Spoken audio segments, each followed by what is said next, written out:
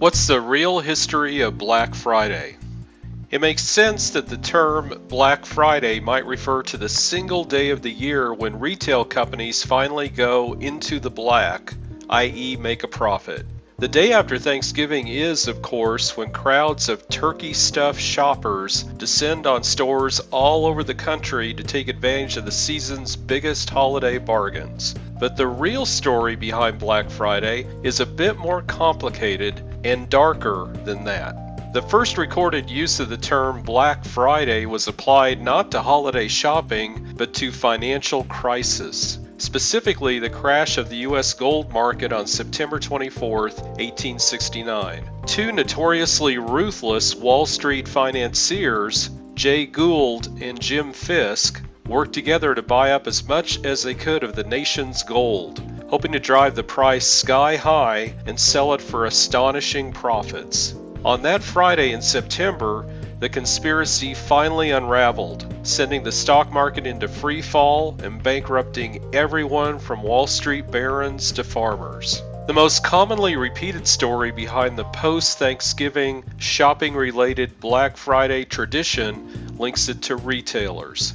As the story goes, after an entire year of operating at a loss, in the red, stores would supposedly earn a profit, went into the black on the day after Thanksgiving, because holiday shoppers blew so much money on discounted merchandise. Though it's true that retail companies used to record losses in red and profits in black when doing their accounting, this version of Black Friday's origin is the officially sanctioned but inaccurate story behind the tradition.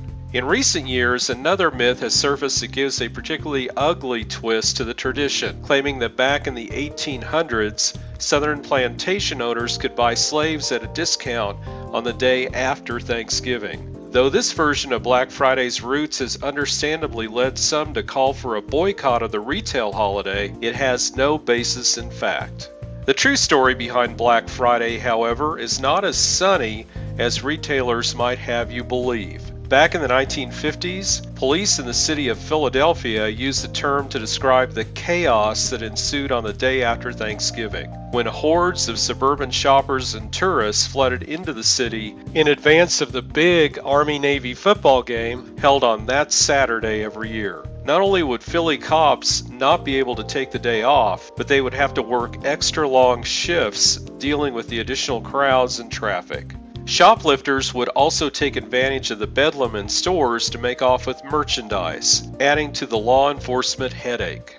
By 1961, Black Friday had caught on in Philadelphia, to the extent that the city's merchants and boosters tried unsuccessfully to change it to Big Friday in order to remove the negative connotations. The term didn't spread to the rest of the country until much later, however, and as recently as 1985, it wasn't in common use nationwide. Sometime in the late 1980s, however, retailers found a way to reinvent Black Friday and turn it into something that reflected positively rather than negatively on them and their customers. The result was the red to black concept of the holiday mentioned earlier, and the notion that the day after Thanksgiving marked the occasion when America's stores finally turned a profit. In fact, stores traditionally see bigger sales on the Saturday before Christmas. The Black Friday story stuck, and pretty soon the term's darker roots in Philadelphia were largely forgotten. Since then, the one-day sales bonanza has morphed into a four-day event and spawned other retail holidays, such as Small Business Saturday, Sunday,